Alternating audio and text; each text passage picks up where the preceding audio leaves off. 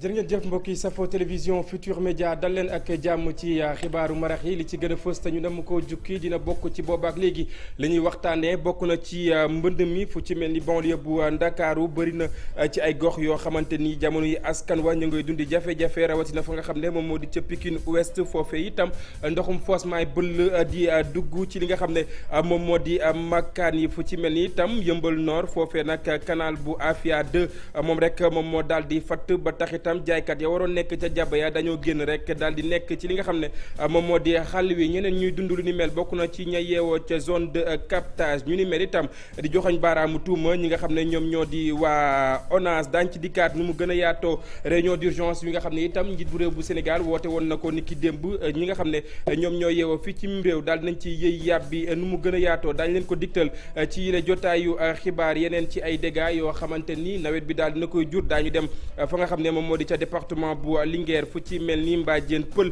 ak itam Belel Doki foofee nag askan waa jamono yi ci ak njàqare la ñu nekk jiit bu bokk moomeel ba fa di sàkku ci jëriñ ji nga xam ne moom lañ dénk wàllu développement communautaire mu dikk ak ñoom ci ak ndimbal wàllu politique mu mel ni nag pënd waa ngay wëy coow li di juddu ba tey ci diggante rek ville bu Dakaru ak itam Dakar Plateau ñi nga xam ne ñoom ñoo di ñaari maire yooyee nag ci li nga xam ne moom moo di bâtiment bu marché Sandaga boobaak léegi ngeen nemmeeku tekkaaral waa association des maires du Sénégal ci yéen jotaay xibaar di ngeen teewlu ay kàddu secrétaire général bi ginnaaw ab gëstu woo xamante ni Aminata Mbaare Sow daal dina koy def daañu wax itam ci leneen mu ñeel wàllu tàggat yaram mondial beach soccer xam ngeen ne ni ki ëllëg ñi nga xam ne nag ñoom ñoo di gaynde yi daañu janook ñi nga xam ne ñoom ñoo di waa Portugal Ngalla Sylla di sélectionneur des Lions bi nag di leen gën a xirtal ngir rek ñu gën a wane li nga xam ne moom moo di seen ak xarañteef bu ko defee ñoom ci seen bopp mën a jël ndam li ci boobule coupe du monde mbokk yi li ni mel ni tënk la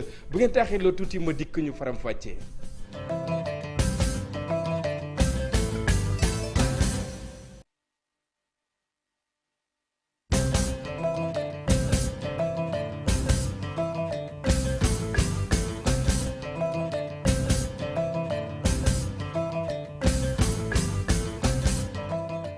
jërë ngeen jëf mbokk yi ñu nuyuwaat leen ci gën gi nuyu xibaar yi doore ko nag ci benn doomi aadama woo xamante ni daal da ñàkk bakkanam ñeent am ci ay gaañu gaañu ci ñoom ñeent ñooñee am gaañu gaañu nag ñaar ñi jamono yi nag dañoo loof lu ni mel di bilan bu accident wi nga xam ne nemmeeku nañu ko ci route nationale numéro 1 ginnaaw bi 16h jotee mu mel ni nag ñaari auto particulier ñoom rek ñoom ñoo daal di mbëkkante fa tolloog Colonna jàpp fa nga xam ne moom moo di najje lu tolloog ñaar fukki kilomètre fa nga xam ne nag moom moo di ca Richard Toll ci boobule xàll wa tey fa tolloog rond point bu Rosso Sénégal benn doomi aadama moom rek moom moo daal di waddee ci ab rek camion ba tax itam mu daal di ñàkk bakkanam du ñàkk daañ ci dikkaat nu mu gën a yaatoo beneen ab jëya woo xamante ni nemmeeku nañu ko ca quartier bu golf diwaan bu Mbour mu mel ni nag ñaari nit yoo xamante ni ñu ngi doon jàmmaarloo ba tax itam kenn ka daal di faat moroomam ci guddig ñaar fukki fan jàpp ñaar fukki fan ak benn ci weeru août wi nga xam ne nag moom la ñu nekk ginnaaw bi 1h du matin jotee ki nga xam ne nag moom moo ko faat ginnaaw way takk der ya ba ñu ko laajee ana lan moom tax ngi daal di amal mbir mu ni mel nag li mu xamle moom moo di kookee da ko rek doon joxoñ baaraamu tuuma ne rek day jaay yàmba ci li nga xam ne moom moo di koñ ba guney koñ boobee ñoom ñoo ko yóbbu ca hôpital bu Grand Mbour foofee sax la daal di faatoo ginnaaw itam bi mu ñàkkee deret ju bari. ñu wax ci leneen mbokk yi loo xamante ni maa ngi leen ko doon junju bi ñu door yi la jotaayu xibaar bokk na ci bàq wi tooy nawet bi boobaak léegi yenn ci ay njàqare yoo xamante ni jur na ko jëmale ci askan wi ci banlieue bu Ndakaaru fu ci mel ni nag Pikine Ouest foofe ndoxu foos yaay ball wutali makkaan ya mu doon loo xamante ni askan wa nelawatuñu ba yandoor fu ci mel ni ba tey Yëmbal Nord itam canal bu Afia 2 moom moo daal di fatt ba tax ñenn ci ay jaaykat génn ca jàbba ya wutali fa nga xam ne nag moom moo di ca xàll ya ñu dem ca diwaan bu banlieue bu Ndakaaru fekk fa suñu ay ndaw Abi Faye ak Modou Diop ci reportage ñu seetaan. fan gannaaw ba mu tawee ba léegi fii ci diwaanu banlieue bi askan wi ñu ngay xuus ci diwaanu Pikine Ouest ñii la leen gën di soxal moo di ndox yay ball seen biiri kër yi. bay doog a pare bay doog a sangu boobu bu affaire yi tawee day refoulé duggaat ci kër yi. parce que machine bi fi nekk dafay yàgg bu tawee ndox bi bu baree machine bi dootu ko mën a pomper pour mu dem su ko defee ndox yi yëpp day refoulé waat suñu biir kër yi sunu néeg yi sunu saal yi sunu lal yeeg sunu lépp yàqu na chaque année ñu changé ay meubles.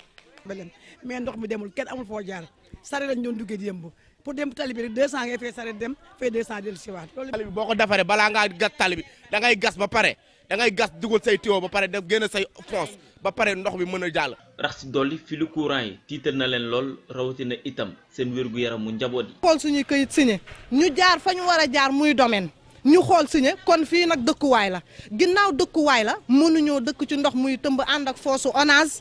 filu courant yi di ñu tiim xet baa ngi nii li fi ne duma ko tudd ku ne gis na ko gis ngeen ko oto yi yàqu nañ xale yi amatuñu fu ñu taxaw amuñu fu ñu jaar ba dem marché sareet yaa ngi taxaw kuy dem ñaar fukk ngay fay génn fayaat ñaar fukk daal di dugg. gannaaw Pikine Ouest Yeumbeul Nord diwaanu marché Afia canal gi fi nekk fatt la def ay ndaraan ñoo ñëw sax ngir fattar ñi li ni mel ngir askan wi mën a dund ci anam ga ñu ko bëggee. fi la sunu teraanga nekk waaye amuñu fu nu jaay amuñu fu nu teg sunuy taabal ñuy ñaan ci yàlla nag ngeen dimbali nu ngir yàlla ak yonent bi sëkkal ñu marché bi mais bu ngeen ko sëkkee sax bu soobee yàlla ñu teg ci sunuy taabal. grand bu dee dëgg rek la yàlla bëgg gëj na noo sax nelaw ñun ñii nii nekk ci koñ yi nekk ay jeunes gëj na noo sax tëdd nelaw nelawatunu. dama ne metti na di ngi sol ay bot ñii di takk ay toile pour ñëw ñii di sol ku nekk yaa ngi xool nan ngay def ba dugg si. teewul itam ndaw ñi ci seen bopp booloo takku ngir mën fi jëlee ndox mi ñu ne bu ñu soññoon jàppandal gi gën a yokk. effectivement 2005 état ñëwoon na génnee ñenn ñi yóbbu leen plan Jaxaay waaw am na ñeneen ñoo xam ne ñii nag boobu ba tey jii seen kër jotuñu ko te ñu ngi xëy di toltalaan si yeneen kër maanaam location. pont ak ay bona nañ ko tra dañoo connecté bassin yi donc comme dañ ko connecté donc bassin yi du mën a gaayoo noonu c'est-à-dire que système gravité rek lay demee voilà parfois nag ndox mi su demee ba bëri su boobaa da ngay gis ne day tas demaat duggaat si yeneen kër yi. noonee xuus dem ca Médina Gounass ca diwaanu Géejawaay dañoo organiser seen bopp waral na itam ñu jël bassin de rétention bi tegee ko nële ca wet ga. Dakar dafa bari zone ndox mais quand même bu ñu amoon ay tuyaux évacuation yóbbu ko drainage yóbbu ko ci biir bassin yi kon ñu mu tane parce que bassin yi mu ngi fi canal bu mag baa ngi fi mais loolu moo fi ñàkk. tey jii lu ñu mën a def lii du xeexu kenn nit du xeexu ñaari nit xeexu askan la xeexu localité la xeexu gox la bon gox bi ñoo war a génn bon xool nan la ñuy régler la situation une bonne fois définitive mu arrêté. mais lii li ko waral mooy tey voisins yi nekk fii si ginnaaw solution bu ñu jël mooy ndox yi ñu am seen kër yëpp nañ ko évacuer ñëw indi ko si terrain bi bu dee bu ñu ko indee si terrain bi ñun ñu évacuer rek mu dem directement si canal yi quoi. fukki at ca ginnaaw ak léegi xam ne coppite am na fi ndey jëree bokk moomeel gi ne. comité man maa koy gérer sama bopp man maay président comité bi man maay je peux dire ça man maay acteur bi donc plus xale yi ngay gis noonu ak ñi ngeen fekk fële bon plus aussi population yi seen bopp. pour dëgg yàlla di remercier tamit population Médina Gounass. banlieue bu Ndakaar taw bi sonalaat na leen mbënn mi du gàtt ci biir boo seetee Pikine jàpp Yeumbeul rawatina itam ca diwaanu Géejawaay jaaree ca Wakhinane Nimzatt ba ca Jidda Caaroy Kaw ñoom ñoo ñëwee ñëpp fu ci ne ndox maa ngi ne fa xuus ndaw ñi ci seen bopp takku ngir mën fi jëlee lii.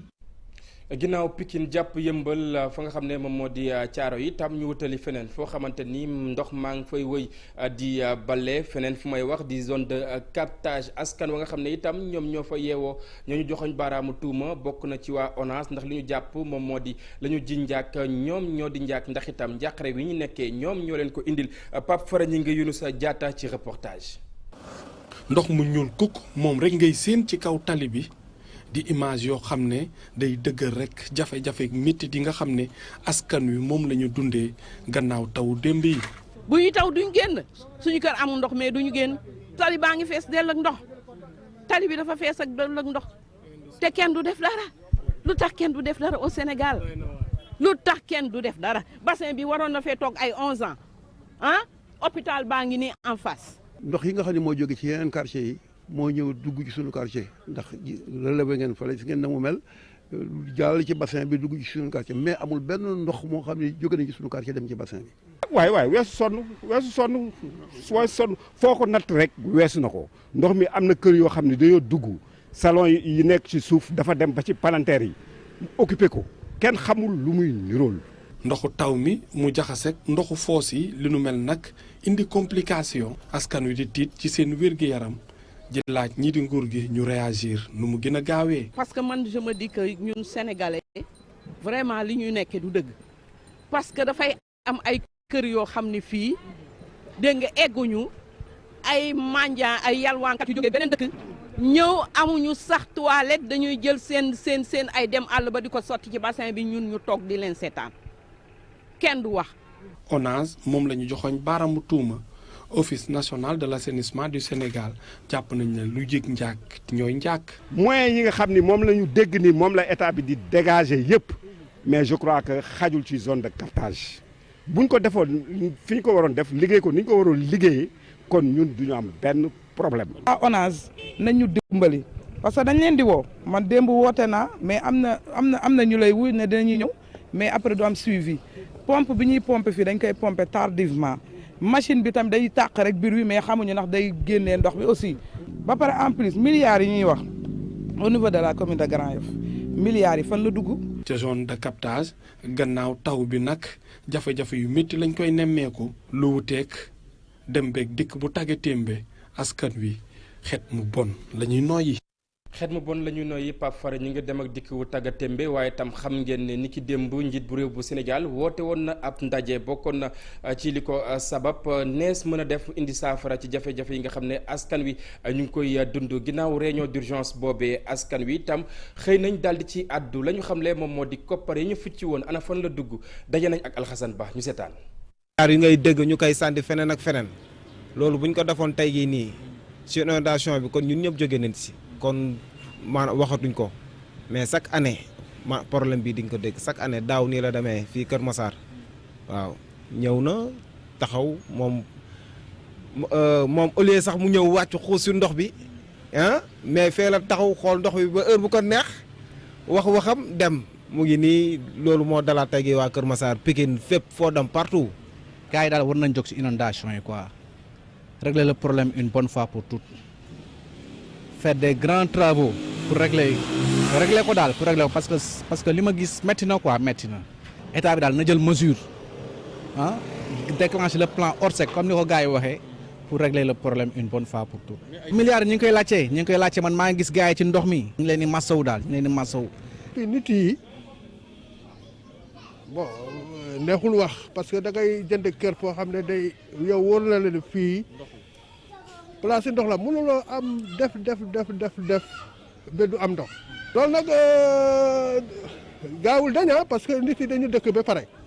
dañu dem fekk ndox mi léegi boo demee fekk ndox mi nag nga dëkk si nag si ndox rek ngay nekk ah looloo indi inondation yi nag ndox mi si suuf lay génnee. à l'avenir bu ñuy tabaxati ñu def des lotissements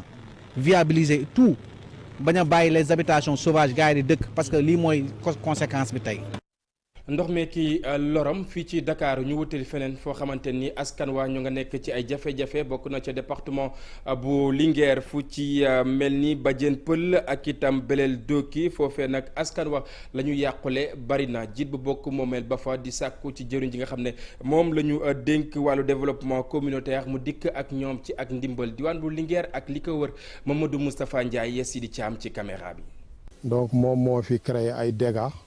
yàq fi lu bëri def naa comme ni ngeen ko gisee garab yu ci bëri daanu nañ néeg yi daanu nañ bâtiment zeng yi naaw nañ vraiment mu nekk lu métti nag mu nekk lu métti en tant que maire mais ñi ngi sant yàlla parce que bakkan mënoon na ci rot waaw parce que néeg yu ci bëri ay nit a ci nekkoon mais heureusement vraiment amul perte humaine mais nag y a beaucoup de dégâts matériels ñuy lancer un appel aux autorités compétentes d'abord suñ sous-préfet Yaya ak préfet bu département Linguère ak gouverneur ba ci ministre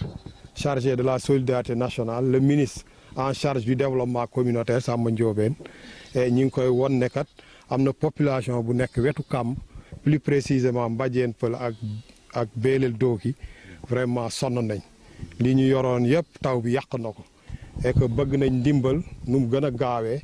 et comme ça ñu ñëw vraiment ñu amoindrir seen souffrance ci taw bi nga xam ne moo fi am. bokk na ci mu leen doon junj mbokk yi bi ñu door yi la jotaayu xibaar li féewale ñaari maire yi moo xam bu Dakar Plateau ak itam bu rek fa nga xam ne moom moo di ville bu Ndakaaru lu ñeel nag démolition au marché wu Sandaga mu mel ni nag ñenn ci ay maire doon ñaawlu tekkaaral wi nga xam ne nemmeeku nañu ko ci association des maires du Sénégal secrétaire général bi daal day génn ci tekkaaral bi wax itam ana lan moo sababoon boobaak noppi léegi ñu teewlu reportage bu Aminata Mbaré Sow ak Modou Diop. ak déggoo la bu juddu diggante kii di maire bu Dakar ak kii di maire bu Dakar Plateau ñaari jëm yi nag ñëpp di ay élu local Cheikh Gueye ne moom mënul comprendre seen problème ñu koy régler ci place publique. vraiment am naa ci sax jafe-jafe pour tontu ndax jafe naa ni loo xam ne ci mbirum ay élu la war nañ ko mën toogee waxtaanu ko ba régler ko te kenn du ko yëg waaye diggante ay élu ñuy waxante yenn kàddu yi di tamante di saagante. ñàkk déggoo boobu nag bi mu juddoo ba léegi ñuy xaar réaction waa association maire du Sénégal. ñaari maire yi dañu am cër ci association kii di Alioune Ndoye di maire le ministre Alioune Ndoye di maire Dakar Plateau mooy premier vice-président AMS topp ci président Aliou Sall madame le maire Soham Wardini di am cër bu mag ci bureau bi parce que Dakar mooy capitalu Sénégal donc képp ku ko jiite naturellement am nga cër bu mag ci biir association des maires du Sénégal yàlla def na nag président Aliou dafa tukki waaye bu yàlla defee mu ñëw ak jàmm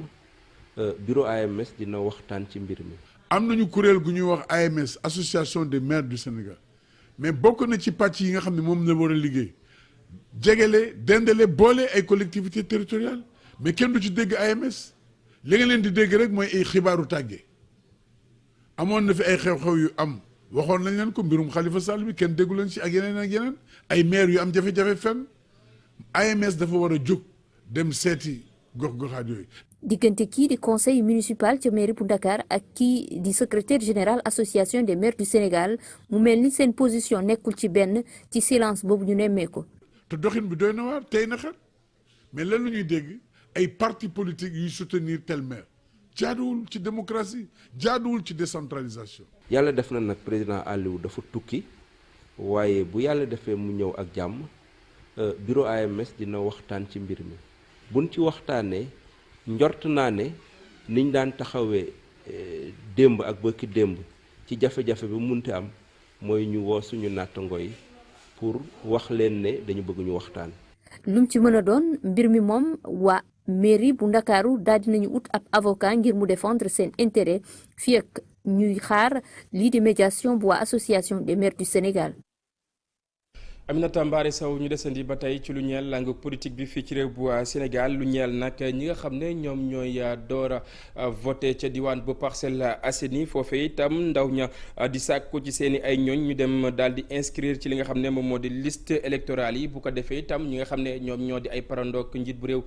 bu Sénégal ak partem boobee nag lu ñu bëgg ñu daal di koy am ndaje bu ñu amaloon Alioune Dissa Préra moom moo ñu fa teewaloon ñu seetaan reportage. Ils sont jeunes et voteront pour la première fois lors des prochaines élections locales. Ces jeunes des Parcelles Assainies se réunissent. ndaw lañu te élection locale yi di ñëw mooy doon seen élection yu jëkk ngir mën a tànn ki jiite seen localité di Parcelles Assainies ndaw yi daje ngir mën a inscrire ci liste électorale yi waaye tamit ñaax seen morom yi ngir ñu dem bindu ji. Je suis venu m'inscrire sur les listes électorales, mais aussi lancer un appel aux autres jeunes de venir s'inscrire, mais aussi de soutenir le président Macky Sall. Je suis un primo-votant, donc je suis venu pour m'inscrire dans la liste électorale et pour soutenir le président Macky Sall. Et je lance un message à tous les jeunes comme moi qui ne sont pas encore inscrits dans la liste électorale pour pouvoir le faire. Primo-votant yi lu ñu alalu benn parti politique ñoom ñooy xool fu leen neex ñu voté fa loolu la responsable politique yu Parcelles Assainies xam ba tax bu ne gone yi faw ñu encadré leen ngir ñu mën a def choix bi gën. Le primo-votant n'appartient à personne, c'est lui qui choisit pour voter et ceux des Parcelles Assainies estiment que le président de la République est le meilleur. Nous n'avons aucun autre adversaire si ce n'est l'adversaire du président Macky Sall. aywa mbokk yi ñu jégalu bu baax a baax ci kàllaamay tubaab yooyu nga xam ne daal dinay làmb ci reportage woowee nga xam ne bëggoon nañ leen ko jagleel ci kàllaamay Kocc ñu des ba tey ci lu ñeel langue politique bi mu mel ni nag Mame Marième Thiam Babou moom mooy sàkku ci soxna yi ñu gën a dëggal seen bopp ci lu ñeel langue gi ndax itam li mu nemmeeku fii ci réew bu Sénégal li mu maire yi nga xam ne ay soxla nañ nag buñ ko xayma yées na lu tolloog fanweer naka noonu itam moom muy dëggal boppam rek ne bëgg naa rek taxaw ca kanam ca maire bu Fimela dañuy teewlu ay kàddoom ci micro Aminata Goudiaby Abdou Karim Bey. juróomi téeméer ak lu topp la ci ay collectivité territoriale maanaam mairie boo xoolee jigéen ñi jiite mais fi ñu jëm dafa am solo pour jigéen ñi wane seen bopp ndax ñu ngi wane suñu bopp ci biir parti politique yi te fii ñu jëm laaj sa gox képp ku juddoo ci gox yaroo fa màggee fa am fa njëriñ am nga droit dem ne bëgg naa ngay góor di jigéen ndax lan ba góor ñi rek di mën di laaj te ñun jigéen ñi mënuñoo laaj ndax lan ba président bi fi nekk ne man jigéen xam naa njëriñam xam naa taxawaayam xam naa pas-pasam te ñun waruñoo mën a am fit ak ñeme gu toll ni dinañ taxaw ne ko président yow mi ñu jox place boobu kat ñu nit bëgg nañ jël place bu ni toll ci suñuy collectivité territoriale respective sama candidature ak candidature yeneen i jigéen dina ñaax jigéen ñi ba ñu xam ne war nañ mën a bokk ci liste yi ñuy teg ak ñu respecter parité bi nga xam ne je pense que warul dellu ginnaaw et pour bu mu dellu ginnaaw il faut que jigéen ñi ju xeex seen place donc c'est juste pour dire que jot na pour que taux bu faible boobu mu jub mu dañ au moins ñu atteindre les 49 voire 50% des maires ñu nekk ay jigéen pourquoi pas. mbokk yi ñu baaxee leen xibaar wi lee nga xam ne léegi la ñu dab xam ngeen ne taw gu mitti yi nga xam ne nemmeeku nañu ko fii ci réew bu Sénégal ba tax itam yenn ci ay gox jamono yi nag askan wi nekk ci ay jafe-jafe ginnaaw réunion d'urgence wi nga xam ne njiit bu réew bu Sénégal moom Macky Sall woote woon na ko ni ki démb jàppale ne plan national d'organisation des secours ñu gën koo xam ci plan Orsec nag daal nañ koy déclenché mu bàyyeekoo ci ab arrêté bu jëwriñ ji nga xam ne moom lañ dénk wàllu biir réew di ministre de l'intérieur du ñàkk xibaar woowee daañu ci dikkaat nu mu gën a yaatoo ci yeneen i jotaay ñu wéyal jotaay wi itam wax itam ci leneen xeex li nga xam ne moom moo di mbëkk mi kenn koo xamante ni ma nga fekk baax ca diwaan bu Italie moom moo dajale ñenn ci ñuy yëngu ci wàllu caada fii ci réew bu Sénégal ñu jaarale loolee nga xam ne nag mu di wàllu sensibilisation ci ay pièces yoo xamante ni daañ ko joué Abdou Diouf Diagne Ahmadou Bamba Samb ci reportage. xam bi nga xam ne jëlee na ko ci tukki yu bëri yi mu amal Djibili moom la ñu def mu doon acteur principal bu théâtre bi nga xam ne moom la ñu duppee contre courant nga xam ne la ñu cay wax mooy tukki gi nga xam ne jaarale wuñu ko ci yoon ab jaar-jaaram wuuteeg loolu la bu ndaw ñu bëri fii ci biir réew mi mu daal di jógee Espagne dox ba agsi ci Sénégal ànd akub xajam récit bi nag liñ ci jublu mooy fexe ba wan askan wi jafe-jafe yi nga xam ne yenn doomu réew mi nga xam ne ñu ngi dund ci Italie ñu ngi koy jànkoonteel. L'Italie et l'Espagne ont décidé. Italie ak Espagne dañoo jël ay dogal nag daal di mettil tukki bi nga xam ne ay sénégalais dañu koy amal te jëm ci seen réew yooyu la maanaam daal boo agsee dañu lay refoulé waat daal di lay yóbbu lu ne mel nag bu ko defee nga ñàkk sa xaalis ak coono bi nga xam ne yëpp daj nga ko ci tukki gi ndax ñoom dañoo jàpp ne Sénégal nekkul réew moo xam ne dafa am guerre. Parce que le Sénégal c'est pas un pays en guerre. ngir ñu indi ay xalaat ci tukki mi nga xam ne nag jaarul ci yoon théâtre boobu nag dinañu ko dawal ci gox yu bëri yi nga xam ne ñoo nekk ci biir réew mi. voilà parce que ñun bâche yi si lañ commencé donc théâtre delluwaat fa mu nekkoon loolu mooy plaisir bi en tout cas théâtre moo ci am ndam musique moo ci am ndam danse moo ci am ndam mais Sénégal moo ci am ndam. pour le moment biir Dakar lañ ko yemale ak région bi yëpp. mais incha allah dina gën a yaatu ñu dem ci biir région yi parce que tamit ñiy dem immigration souvent du rek simplement ñi nekk Dakar donc dinañ leen seeti boo xoolee sax ci pièce bi bon bëgguma stigmatiser mais di nga gis ñoo xamante ni ñu ngi làkk yeneen làkk et ci biir affaire bi la macha allah. pièce bi nag ay comédiens ay feccikat ak ay waykat yu Sénégal ñoom ñoo ko interprété. ñu wax itam ci leneen mu ñeel wàllu tàggat yaram mu mel ni nag mondial bu beach soccer xam ngeen ne gaynde yi ñu ngi gën di wane seen ak xarañteef bokk na ci janoo yi nga xam ne ñu ngi ko doon amal ni ki démb seen digganteeg Uruguay ginnaaw itam bi ñu ko làbbalee juróom benni bal ci benn ni ki ëllëg ñu fas yéene janook ñi nga xam ne ñoom ñoo di waa Portugal ki nga xam ne itam moom moo leen di tàggat di Ngalla Sylla di sàkku ci ñoom ab xarañteef yëkkati na ay kàddu dénk ko Ibrahima Kane. te ak mbégte tey si xale yi vraiment parce que def nañ match bu baax non sax ci début match bi jël nañ benn bii bu très tôt après ñu amaat penalty yi ñoom ñu raté ko vraiment di wax ne rek foofu dañuy jaajëfal Alseni parce que bu deuxième penalty bi duggoon tey match bi mën na jur leneen mais alhamdulilah rabbi alamin bi mu ko arrêté après loolu sax moo ñu galvaniser ñu mën a ñëwaat ci match bi ba mën leen gagner 6-1 donc li ñu doon ñaan yàlla nag mooy dugg ci tournoi ak victoire parce que vous savez un tournoi moom da nga ciy jéem a dugg ak ndam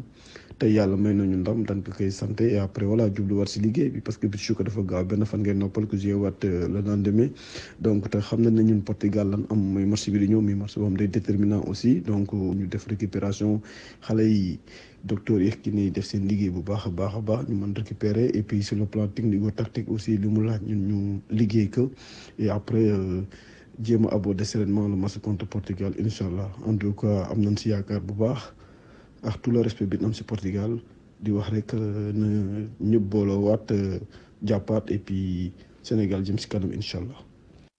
Ngalla Sylla mu mel ni nag match boobee ni ki ëllëg la ñu woy xibaar yi wax itam ci leneen lu ñu bëgg a amal di hôtel bu Casa Sport lu ni mel itam dina gën a ñoŋal lépp lu ñeel wàllu tourisme sportif nag mu mel ni Seydou Sadé di président bu Casa Sport nag di rafetlu bu baax a baax lu ni mel tey ñaan itam la nga xam ne bëgg nañu ko mu daal di sotti ñu teewlu ay kàddoom ci micro Lamine Mandiang ak Bakary Konté. nañu tey gis nañu gëm nañu ni donc projet bi taxaw na ñu ne ñu daal ñoom depuis Finlande sax lañ ma ko waxee ñu ne bu ñu ñëwee ba gis loolu daal dinañuy yàkkamti continuer liggéey bi ndax mu teel a jeex te teel a jeex boobu ñun li ñu njëkk a proposé mooy ñu def benn étage wala ñaar mais ñoom nee nañu bâtiment bi ni ñu ko gisee mën na jël ba ñeenti étage parce que léegi comme ci suuf am espace dafa jafe mais ci kaw moom mënoo ko jeexal et donc yu bëri dinañ ko def foofu dina ci am même benn hôtel bi nga xam ne tey boo ñëwee hôtel Casa mën nga am terrain booy football mën nga am piscine booy nager booy fee mën nga am salle bi nga xam ne foofu ngay def musculation mën nga am hôtel am nga lépp donc boo amee loolu nag mën naa am équipe yi nekk Bissau wala Dakar wala feneen ñu ñëw fii toog tàggat seen joueurs yi ay semaine ak ay semaine te dina indi xaalis pour centre bi fàtte naa ko wax ci nasaraan centre bi mën na dem bay jël téeméeri nit ñi nga xam ne dañ leen di embaucher te tey Sénégal loolu la bëgg xam naa ne am na ñi nga xam ne ñooy gérer gazon bi gis ngeen machine gazon baa ngi fi jënd nañ ko jóge na Chine ñëw na am na ñu koy gérer chaque fois da nga ko war a toppatoo am na ñi nga xam ne ay piscinistes am na ñi nga xam ne ñoo yore salle gym bi am na ñi nga xam ne ñoo yore administration am na ñi nga xam ne ñoom ñooy yore hôtel bi lingeurs yi comme ni ñuy defee hôtel.